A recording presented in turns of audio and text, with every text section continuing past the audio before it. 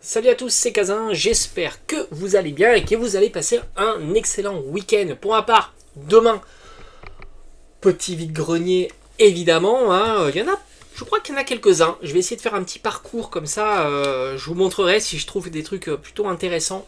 Bon, tu le sais, hein, je te partage à chaque fois mes différentes trouvailles au travers de mes différentes vidéos. Donc aujourd'hui, on va parler de EV1 et comme tu le sais maintenant depuis quelques jours, j'intègre à la fin de la vidéo et je trouve que c'est plutôt intéressant, surtout s'il y a du mouvement. Les taux de drop que nous avons grâce au site donc TCG Player. Alors là, on a des informations qui sont plutôt solides puisque l'étude a été faite sur un échantillon de 8000 boosters. J'ai envie de dire 8000 boosters, c'est toujours très satisfaisant. Et justement, on verra s'il est judicieux ou pas d'ouvrir un booster EV1 qui est ici, magnifique, et de voir ce qu'on peut espérer obtenir par booster. Et voir les différentes raretés. Alors moi je vais m'occuper des SAR, des AR, des Full Art et des Gold. En règle générale, c'est ce qui pèse le plus dans ton ouverture. Et le reste, j'ai envie de dire, c'est du bonus. À savoir la simple ultra rare, la X. Et tout ce qui est petite holo et reverse. De temps en temps, ça a une petite valeur, mais c'est en règle générale, ça joue très peu sur ton ouverture. Alors, on va regarder tout de suite le scellé, comment il évolue. Est-ce qu'on peut trouver du scellé à très bon marché? Parce que je sais que c'est quelque chose qui vous intéresse plus que les cartes, en tous les cas. Je vois assez bien, hein, quand je parle de scellé, j'ai une audience qui est supérieure quand je parle des cartes. Moi, ce qui me plaît, c'est les deux, hein. J'aime beaucoup le scellé, hein. Tu sais, j'ai une collection de scellés depuis 2015, donc ça date pas d'hier, hein.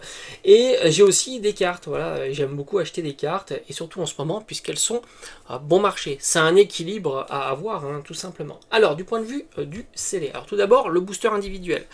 Alors moi, c'est vrai qu'en boutique, je regarde plus trop EV1, voilà, donc je fais plus trop attention, mais c'est vrai qu'en boutique, en règle générale, ça a tendance à disparaître assez vite et ça laisse la place au reste, à toutes ces séries, puis c'est des roulements, hein, tout simplement. J'ai envie de te dire, EV1, on l'a vu dans le duo pack avec du Star étincelante, et je crois que je ne le vois plus trop maintenant en recyclage, donc ça donne une petite information. J'ai l'impression qu'en ce moment, il recycle davantage du EV2 par exemple. D'ailleurs, on le voit aussi dans les duo packs avec Origine perdue.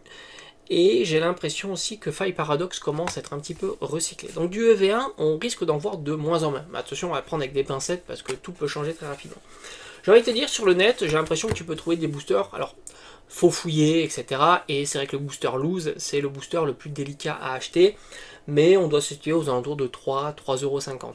Mais encore une fois, si tu veux faire de l'ouverture sur des boosters 100% loose, tu sais qu'ils sont sortis soit d'une display, d'un coffret ou autre. Et bon, il y a des problématiques sur ça. Maintenant, le booster sous blister, alors pas celui-ci, parce que celui-ci c'était une exclusivité de chez Lidl. Alors je te dirais pas son prix à l'heure actuelle, parce que franchement j'en sais rien. Je sais que c'était pas compliqué à le trouver, il y avait pas mal de stock, et en plus il l'avait déstocké tous les samedis et les dimanches à 3 €, il mettait 50% pour la période de Noël. Donc un booster sous blister, mais pas celui-ci.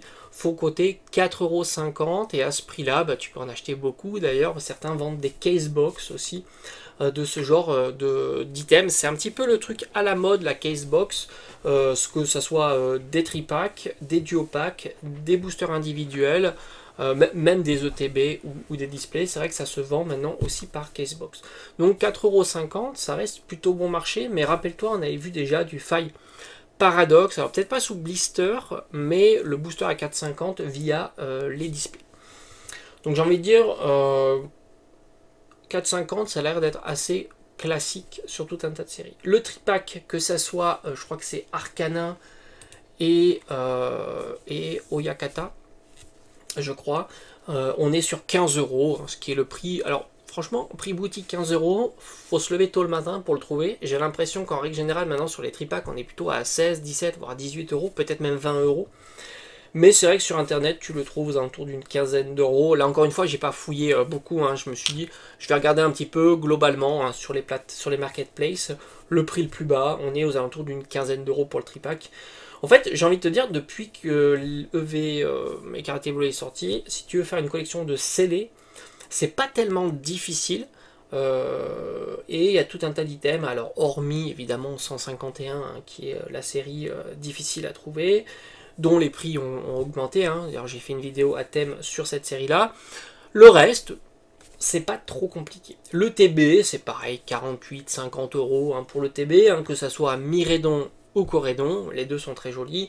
En règle générale, Miredon est légèrement plus populaire, et puis tu as une carte promotionnelle pour chacune, de Miredon et de Corédon, et j'ai envie de te dire, c'est des petites cartes qui valent 4 euros, hein, grosso modo. Ce qui est pas rien, hein, 4 euros, c'est quand même quelque chose, c'est mieux que Mimiki, c'est mieux que Ronfleck, donc c'est ça qui est assez marrant, c'est que tu es sur des séries où tu es plutôt sur des Pokémon qui sont moins populaires, et pourtant la carte promotionnelle est légèrement plus chère. Alors c'est pas énorme, hein, mais un Ronflex c'est 1 ou 2 euros, et un Mimiki c'est 1 ou 2 euros, hein, en règle générale, pour cette carte promotionnelle. Le Build and Battle, magnifique. Est-ce que j'ai un kit d'AP là sous la main? Parce que c'est vrai que j'en avais acheté pas mal des kits d'AP. J'aime beaucoup ce genre dit. Ok, un truc qui est tombé, hein, comme d'habitude, hein, on a l'habitude. Donc le Build and Battle, c'est 2 kits d'AP et 3 boosters. Donc kit d'AP très sympa, 4 boosters et une carte stamp. C'est 45 euros, hein, grosso modo, le Build and Battle, et le kit d'AP. Non, le Build and Battle, c'est 45 euros, et le kit d'AP, on est entre 22 et 25 euros. Enfin, tu prends le kit d'AP. Le mieux, c'est d'acheter le Build and Battle. Tu as 45 euros, tu en as deux, ça te fait 22,50 le kit d'AP.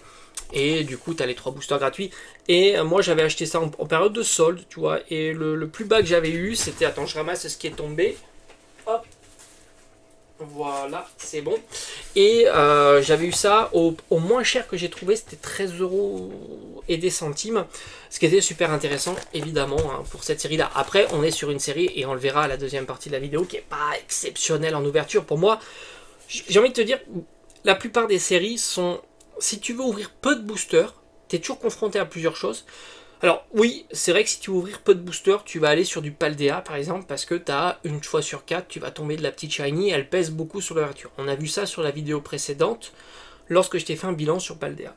Donc ça, c'est vrai que si tu veux vraiment, si tu ouvres 20 boosters, tu vas éviter ce genre de série, parce que bah, tu verras que franchement, vu le prix des cartes, c'est pas intéressant.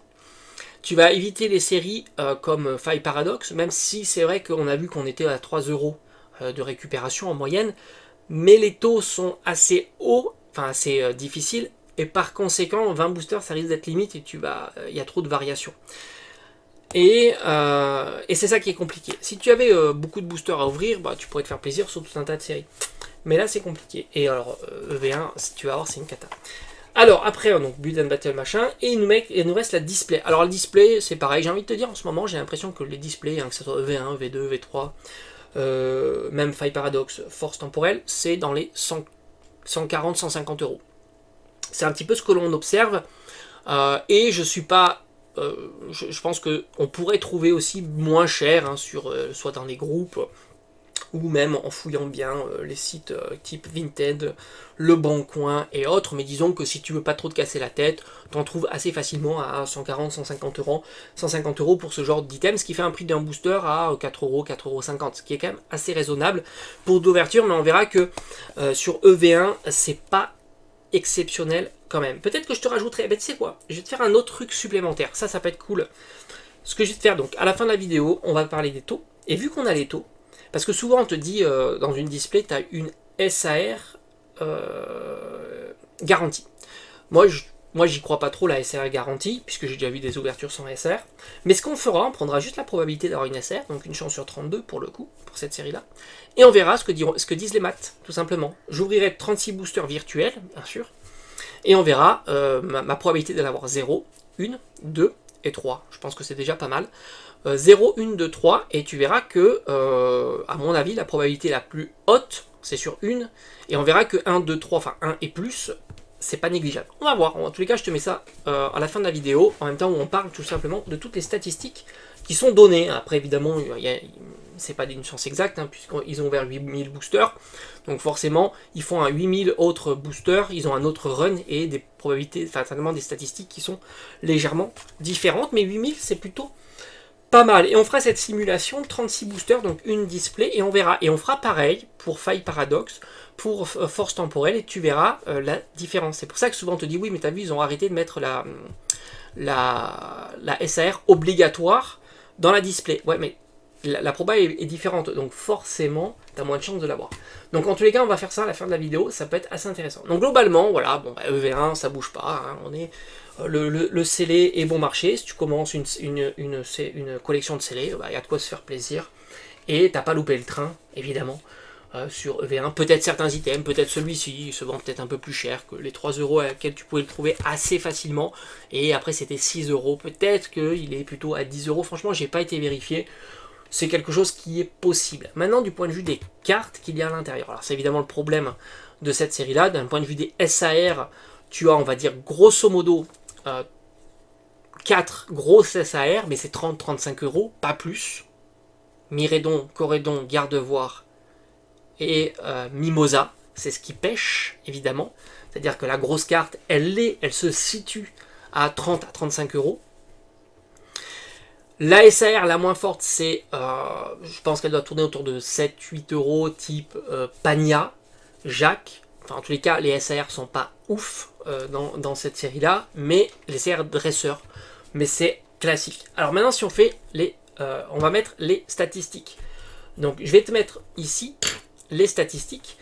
Alors, les SAR, c'est 1 pour 32. 1 pour 32. Ce qui veut dire que j'ai pris l'ensemble des SAR et la moyenne des SAR, c'est 20 euros. Donc tu vois, ça pèse pas lourd. C'est-à-dire que la moyenne des SAR, c'est 20 euros. Donc tu as une probabilité d'avoir une SAR aléatoire, c'est de 32. La moyenne est à 20 euros, ce qui fait que tu récupères 60 centimes sur ton ouverture, sur un booster. C'est pas énorme. C'est pas énorme. Ça, c'est certain. Les AR, alors quelle est l'AR la plus chère? L'AR la plus chère, c'est tout simplement Tarsal. Tarsal qui tourne aux alentours d'une vingtaine d'euros. Il avait un petit peu diminué, il est remonté, je m'en souviens, c'est une carte qui m'intéresse dans la collection, parce que j'ai les enfants qui collectionnent Tarsal, qui Gardevoir. Et c'est vrai que j'avais regardé un petit peu le suivi de cette carte, en espérant qu'un jour elle soit bon marché. Et du coup, elle était à 15, elle est remontée à 20 euros. Kirlia est derrière, de pas très loin, 18 euros aussi. Donc c'est vraiment les deux AR les plus chers.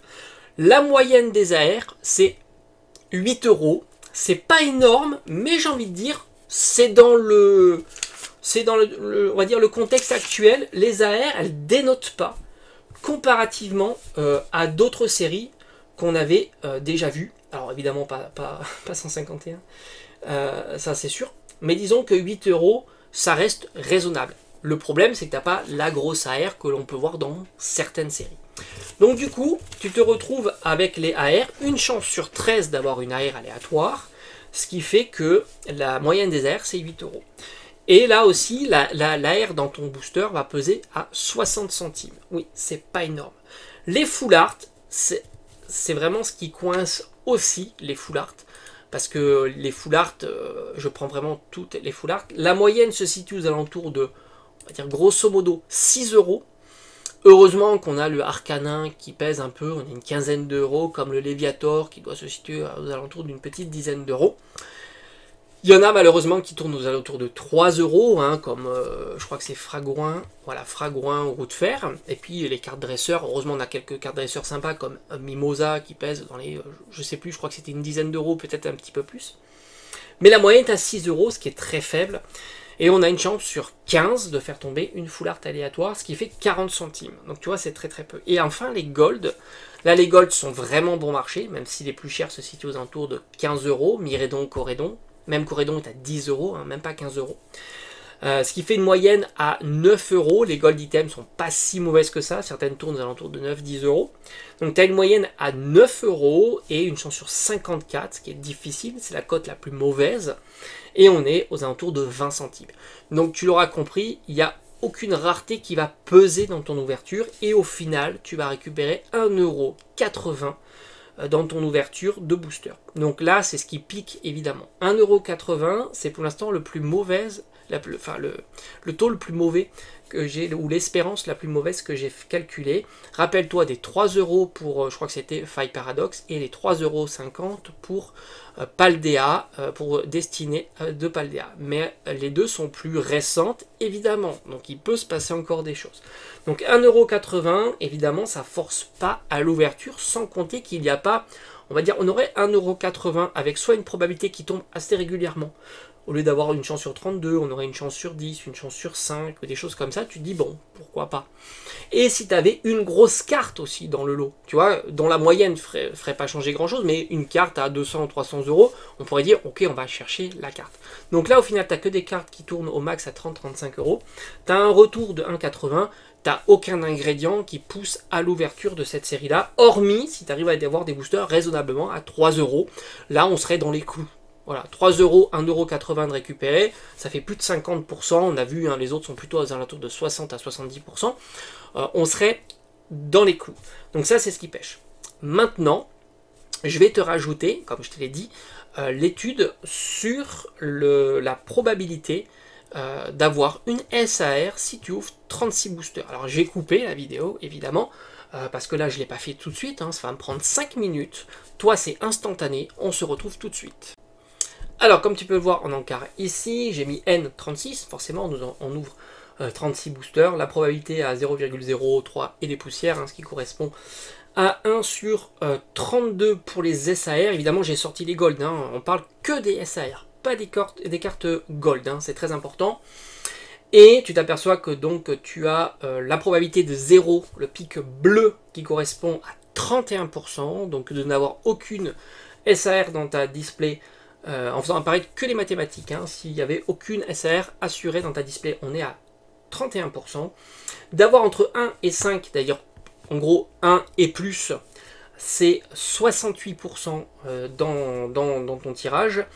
Et après, tu t'aperçois qu'une SAR, c'est 37%, 2 SAR, c'est 20%, et 3 SAR, c'est quasiment 8%. Voilà, tout simplement, ce que disent les mathématiques. Donc c'est vrai que ta probabilité la plus grande, c'est d'avoir au moins une SAR dans ton ouverture, même 2, hein, c'est pas négligeable, hein, même 2, puisque 2 c'est quand même une fois sur 5, hein, 20% c'est quand même assez conséquent, et on a à peu près 3 fois sur 10, tu vas rien avoir. Là, c'est uniquement les SAR. Si tu rajoutes en plus dans ton tirage les cartes gold, donc la probabilité d'avoir une SAR ou une gold, ben ça va augmenter davantage ta probabilité, hein, forcément, même si la gold est plutôt basse, parce qu'on est sur 1 sur 54. Voilà grosso modo ce que disent les mathématiques. Après, évidemment, à toi de faire ta propre analyse là-dessus. Allez, j'espère que ça t'a plu. Et ce qu'on fera maintenant sur les prochaines vidéos, on fera ça voilà, régulièrement. Je trouve que ça peut être sympathique de rajouter ce genre de petits paramètres supplémentaires lorsque l'on traite en détail une série en particulier. Allez, j'espère que ça t'a plu et n'hésite pas à le dire, hein, évidemment, dans l'espace des commentaires.